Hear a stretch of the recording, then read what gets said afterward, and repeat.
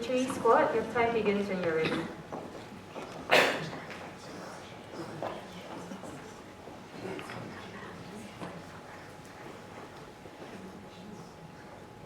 Your goal is to accelerate the UOB Mighty application to capture the mobile banking growth in Asia. But we believe that the true success of a bank is to have many happy customers, and the application is only the means to the end. So what we have for you today is a strategy that will not only grow the number of downloads of the application, but it's a strategy that will grow your business through many happy customers generated by digitization strategy. A very good afternoon. My name is Richard Yut. This is Siwa Wong, PT Gan, and Supicha. And together, we achieve this one. So first, let's take a look at the situational analysis that formed our strategy. Taking a look at the banking industry through time. In the good old days, there are few banks and few services, so there is no need for banks to innovate. However, in a digitized world like today, there are more banks and banks provide more services. So now it's time for banks to innovate, to compete with one another. And we strongly believe that in this digital world, mobile application is the answer. And UOB has already followed the trend. But is this really working? With this, we take a step further and take a look at the UOB Mighty. And we categorize its feature into three. First, the banking services, which is the core value, because this is what the application are made for. Second, the complementary. This is the lifestyle feature added to the app to enhance customer experience. This is good, but it's not essential. And third of the circle is ahead of time, which is a contactless payment. This is good, it's also an advance in technology, but customer is not yet ready. As you can see that most of the Singaporeans today still use cash, and account to 65% of the total population. Bearing this in mind, lead to one key question of how could UOB grow and become popular among Singapore people. With this, we take a step further and take a look at the adoption curve of your application. The phase A of the adoption curve is driven by the core value. The problem here is users do not see the core value. And for the phase B of the curve is driven by the lifestyle feature, the attractiveness of the lifestyle. The problem here is customer does not see the value of this lifestyle feature, or it's not encompass every aspect of Singaporean people's life. And today, we have two objectives. First is to shift up the curve by strengthening our core function. And second, to speed up the slope by enhancing the lifestyle feature. With all this in mind, allow me to introduce to you our three key strategies of extend, expand, and excite. So for our first strategy of extend, this is where I want to strengthen your core banking service. But first, we have to take a step back and look at what is your current offering of the UOB mobile application. We identified five. There are deposits, transfer, bill payment, checking investment, as well as checking the commodity prices. So these are really nice to have functions. You have it, but so do your competitors. So this leads us to the very question we have today. How can you actually differentiate your core service from your competitors? To do so, we take a look at the customer journey and the life cycle of the customer. So as of now, most people would think of bank when they have money. With that money, they put under a deposit, they open a bank account, or some even invest to grow more money. However, we do see that this journey begins at a much earlier and ends at a much later stage. And these are just pieces of the bigger picture. However, when we put these pieces together, we see the life of our customer. So let's meet Sean. Sean is 25 years old. He's recently a graduate at NUS. And his journey towards banking lifestyle begins much early on. It begins when he doesn't even have cash, he has to save, he has to plan. When he has more money, he thinks bigger. He wants more financing. He wants to buy some new project that is even more fancy. Once he moves to other life stages of his life, he also wants a stability. So that's why he starts to invest. He wants to accumulate cash and use that cash to earn in retirement, or either to pass on to his grandchildren. And this is exactly the life cycle of a bank. So what this means for UOB is for you to be able to differentiate your service, you have to tailor your offering towards the life cycle of your customers. In other words, you must tailor yourself into 4 stages of banking service. So let's begin with the first one. Once he just graduated, he's a first jobber. So the question he has is, how much should I save for MBA? So this saving money function, how can we help that? We believe there are 2 things. First, this mobile application must be able to help Sean plan his daily expenses. plan on the cash he have on hand, the expense he have to make, and how much it satisfies his goal of MBA. Now, let's take a look at the second stages. The question changed when he becomes a father-to-be. How much should I invest, or how should I finance my baby room? And where we can come in to help them is in terms of simplifying the loan process, to making sure that it can be done digitalized and making sure that it reduces hassle as well as making it more convenient in actually using our service. Now, moving to our third stage, when he becomes older, he becomes a visionary, and the question changes. The question becomes, what passive income should I have, and how do I actually make money to work for me? So how we can help is in terms of investment planning, to provide advices on investment product, as well as tax planning and retirement policy.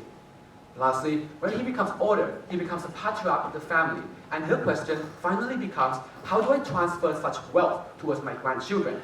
And the product we offer is an intergenerational wealth transfer. Now, many of you might be wondering whether this application is capable of doing so many things. So we believe that the answer to this is an omni-channel strategy. You will not only rely solely on your mobile application, but rather providing an interaction, for example, through a live chat with the UOB staff, whereby they're providing advices along the journey, as well as recommending the product and appointment to make at the physical store. This will enable UOB to be able to tailor itself into the customer journey seamlessly. To communicate such value, we want to use the value, and at UOB, we grow with you. We want to emphasize the value that we want to be every part of the customer life, and we want you to become a trusted financial advisor. Now, to communicate this value, we employ two key channels, which are above the line marketing as well as below the line marketing, with great priority being put on targeting the students like Sean, because he just graduated, and if UOB is able to target these customers, it means that you are able to foster a lifelong relationship going forward. Now, the takeaway for this recommendation is rather simple. By tailoring your financial service along the customer journey, you'll be able to strengthen and differentiate your core banking service. And now it's time to expand into the lifestyle functions of the application. So when we have a look at lifestyle, we see that there are many spending categories, including shopping, dining, travel, as well as health and wellness. But currently, most banks are focusing on dining, because dining is the most relevant spending category. But the key implication here is that we have to understand the ecosystem of a lifestyle of a customer to ensure success in implementing lifestyle application.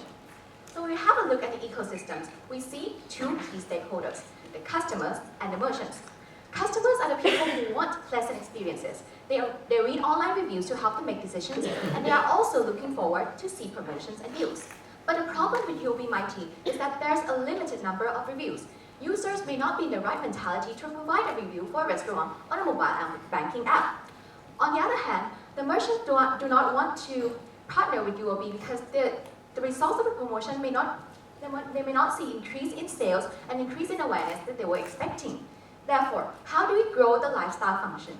We need both the customer and the merchant, leading to a chicken and egg question. But is it really? The merchants will only need UOB when UOB has enough customers who are the audiences to their promotions. Therefore, the key for growth here is to increase the number of customers. And this is how we are going to do it.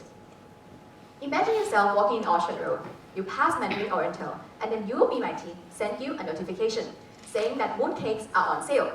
Being a lover of mooncake yourself, you go there and purchase the mooncakes by UOB credit card or the contactless payments. Within 2 minutes of your transaction, you receive the notification asking you for feedback on your satisfaction of the mooncakes by simply typing number 1 to number 5. This is easy, so you immediately give your feedback, and this feedback is integrated back into the application. What have we done here? With a rapid feedback system, we were able to increase the number of user reviews in our application, which benefits our customers. And when we implement the proximity marketing, which is location and customer specific, we can also bring benefits towards the customers as well as the merchants. And to visualize our expansion of these nice features of the lifestyle, we see that the growth can be driven in 3 phases. The first and foremost phase is to secure the quick win by increasing the number of dining partners that we have. And second phase, after we've seen the success of dining, we'll expand into more categories of spending, such as shopping, travel, and health and wellness. And the last phase of growth is when we scale these functions into the application available in other Asian countries. And we can do this so by analyzing the growth in mobile banking in these countries and then select them to where we go to.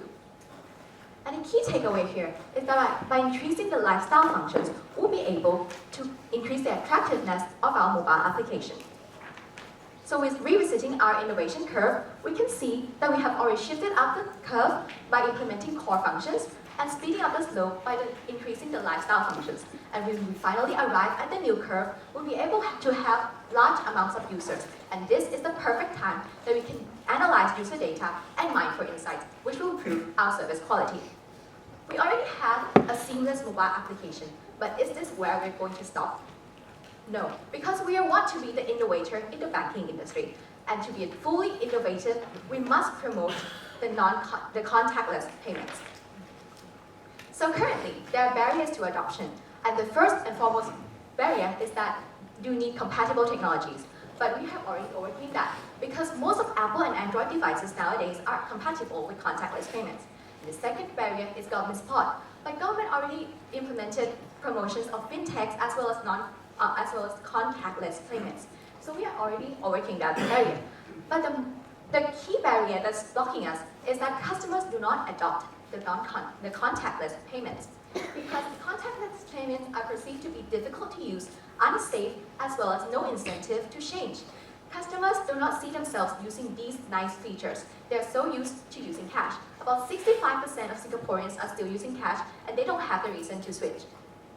So current communications of the contactless payments are just factual and instructions of how to use the application. When customers look at these communications, they see it, this is how I do it, but they don't see themselves actually using this to pay for something at a supermarket. So we propose that you must have a communications campaign to ensure that your customers relate to these technologies. For example, we'll implement core values of family, learning, and routine. An example of the advertisement would be a family in a supermarket talking to a cashier about how to use contactless payments. And implementation will be done in social media, such as Facebook and YouTube. So with the 3 recommendations, ladies and gentlemen, UOB will be able to increase its incremental income of over 40 million SGD in the near futures. Even more than that, it will also increase its number of users for mighty applications in the next few years to over 161,000 people. The company also contributes a cost of 11 million SGD, which 43% of the recurring expense will come from H&A expense. And the company can finance this fund through internally generated fund and cash on hand. With a bright future lies ahead, it will also enjoy incremental net income of over 17 million SGD, which profit margins will gradually increase in the year 2020 to 45%. So in order to smooth the implementation timeline, we conducted a strategic timeline, and we believe that core banking services in mighty UOB applications will be ready to offer to the customers at the second half of the year 2017. Even more than that, complementary services for UOB application will also be ready at the same year 2017. And we also know that every strategies have some risks. We'll conduct the key 4 risks, identify key 4 risks to the strategies and the way to mitigate it in order to ensure strategy success. So, ladies and gentlemen, what have we done today? With our key strategies, expand, excite, and with the key strategies, extend, expand, and excite, UOB will be able to become the leader of Singapore's banking industries.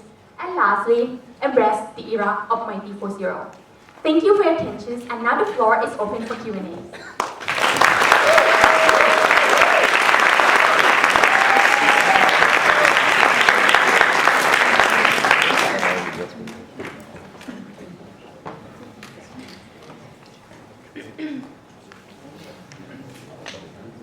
Thanks very much. Can you go to slide number 5, please?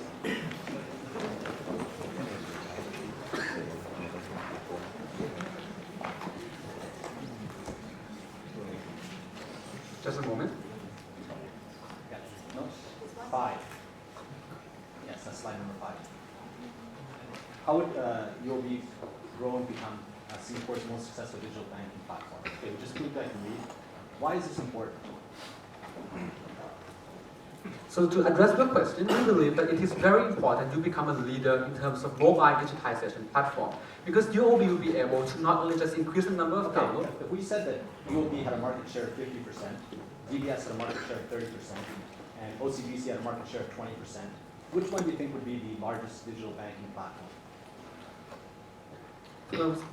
Based on that information, given that the market size of DBS, yes and no. In terms of yes, No, if the, come on. Why do people use a digital banking platform now? I think one of the key reasons why people use digital banking is because such technology is very If I have a bank account with DBS and UOB, am I going to have the OCBC app on my phone? so if we currently have, no. However, we have do some insight that Singaporean currently have 5 That's accounts. what I'm suggesting is, why do people have that platform now? Because they are the customers of that bank. Okay, so And that's on our starting average, point, they are- right? That's our yes. starting point, is that correct? Yes. Okay, so if your app is successful, then there's two things that are going to happen. Either your app is so great, you're going to attract people from other banks. So people who are DBS, they're going to have that app from their bank, and they're going to go, oh my God, what does DBS stand for? Digital banking sucks, and they're going to switch over to your bank. Is that what you're perceiving yourself to do, to create such a powerful platform for digital banking with all of these services that you propose, that people are going to migrate from other banks to UOB? That is one of our goals. And the other important goal is to capture the non-users of banks right now. For example, Sean. Okay, but which one is it? Because it's going to be difficult to accomplish both of those.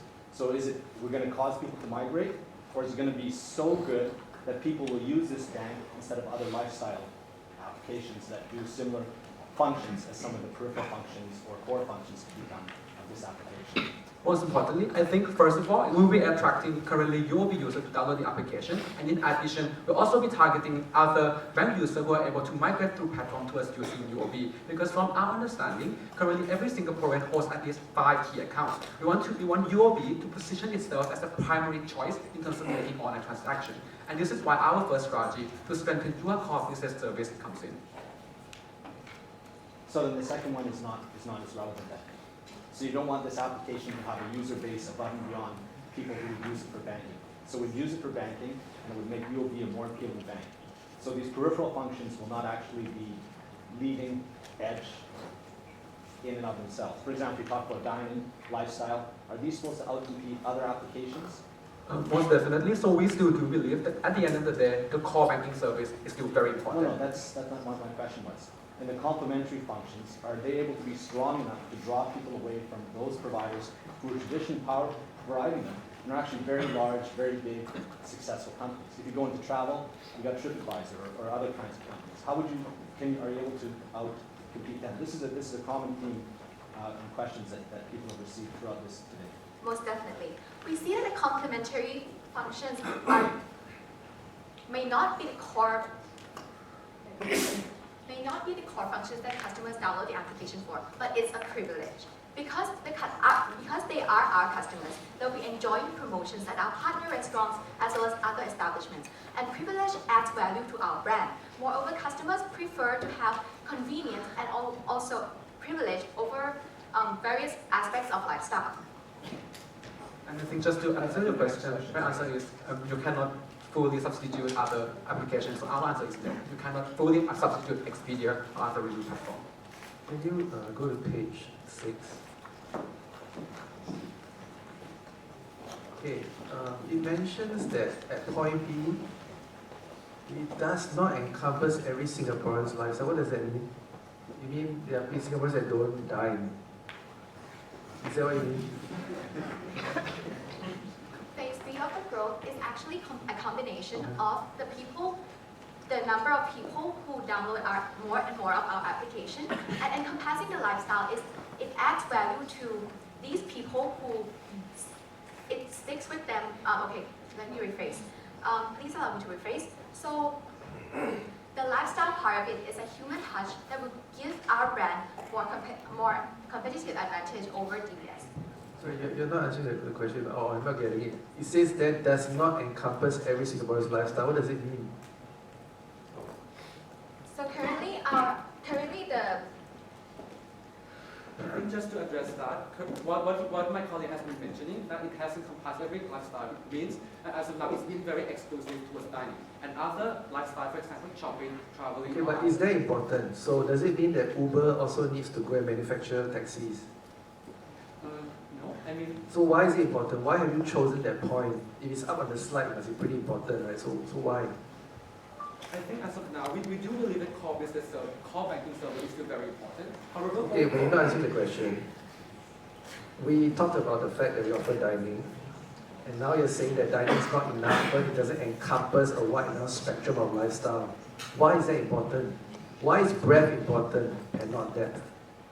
I think we have some case studies around the world in terms of actually other banks, for example, Citibank, they actually promote key dining a lot apart from the core banking service because that serves as a key benefit to incentivize customers to actually adopt your platform. Yes. And this is one of the very reasons we believe we can use to complement this, not only just core banking, but also lifestyle services to actually grow your No, customer but that's not my question. My question is, we accept, and I think you are saying the same thing, that lifestyle benefit, lifestyle features could be useful.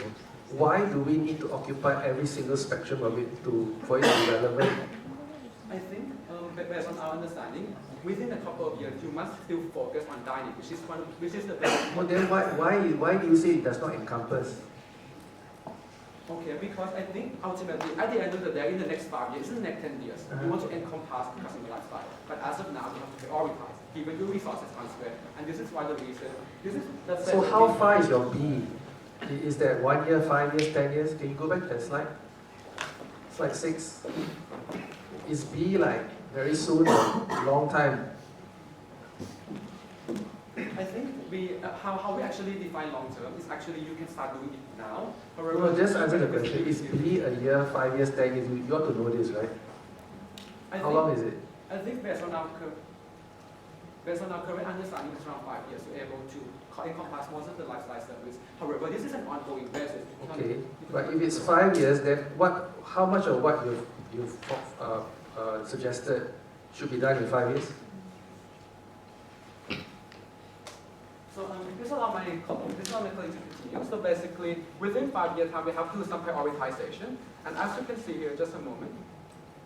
So, can you go to that other graph? You've got this other graph that you show. The B is now very high.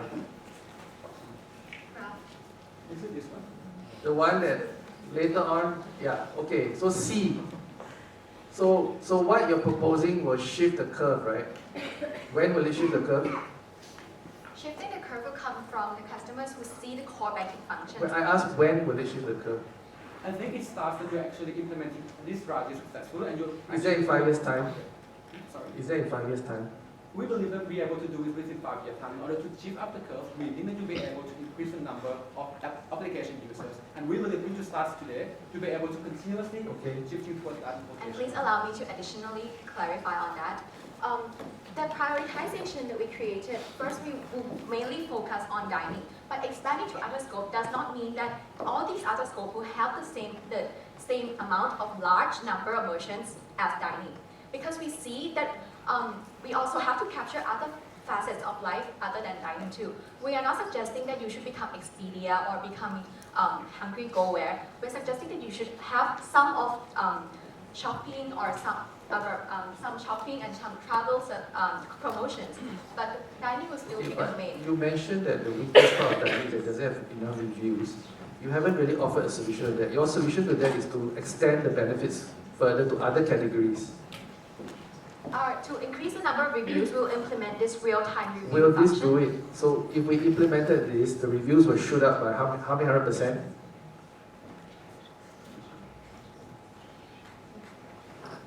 So within 5 years, number of Mighty users will increase to 161,000 people within 5 years, without services provided also and value provided in the applications.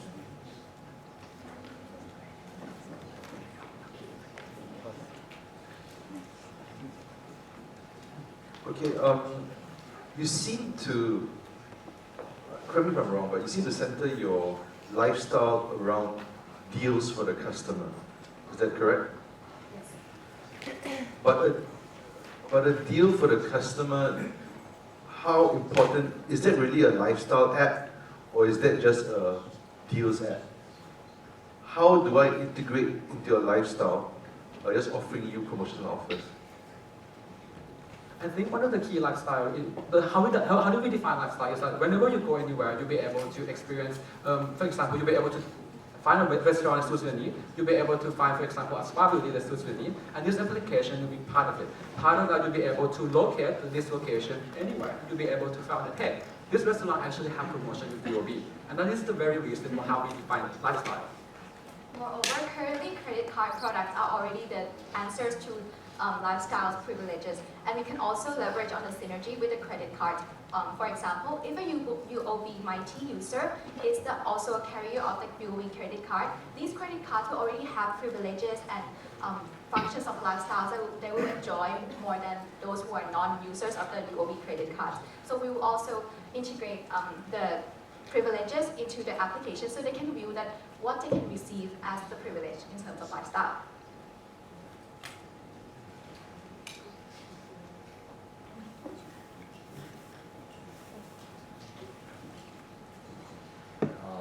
Just giving you the opportunity, correct me if I'm wrong here, because I feel that this slide here represents an opportunity in the adjacencies in what you're proposing, but not dining. If I'm a customer and I want to book a place and I'm serious on dining in some place and I read reviews, I'm not somebody who walks down the street and gets caught by proximity marketing. It will not drive your customer base from X to 161,000 because that is not a dining specific type of feature here, but I agree that it could go into your other lifestyle. So hence, going back to a previous question, how will this improve your uptake in your customer base specific to dining? Most definitely, we totally see where you're coming from. So as of now, please allow me to clarify, your current application is able to book the restaurant. It means that you can just go down the list, key in the location you want to go, and you'll be able to choose the restaurant as you like. However, this is an additional function that allows the users to actually select the restaurant on the go, because we believe that most of the time the dining choices happens on an impulse basis. You are at, for example, at 5, I'm hungry, I want to find a restaurant, and this is where the functionality comes in. We're just providing additional benefit to existing service of booking by making it more seamless, by making it more on the impulse purchases, and this would be able to drive the purchase going forward.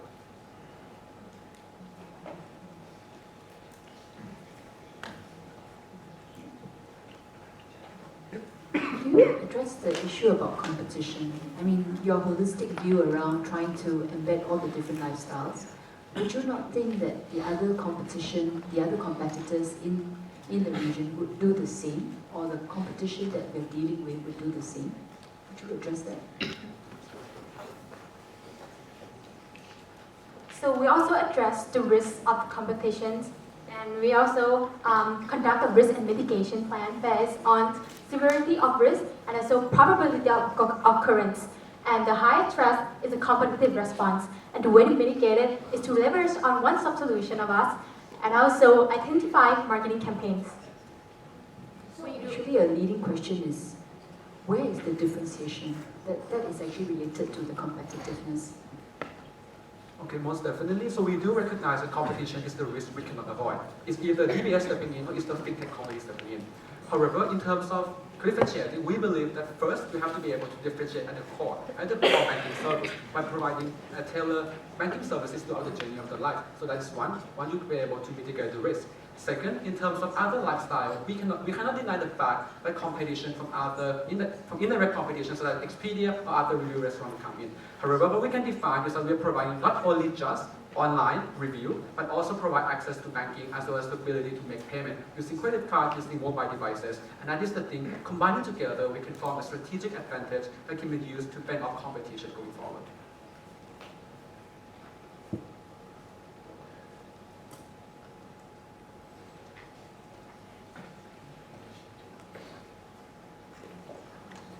Allow me to readdress your concern about going into other categories other than dining. We see that banking we must address it, is a commodity. Every bank has the same service.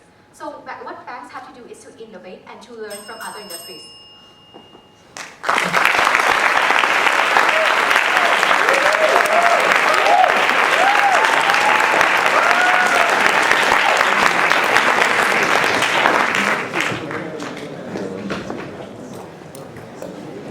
thank you to the Chewy squad. It has been an afternoon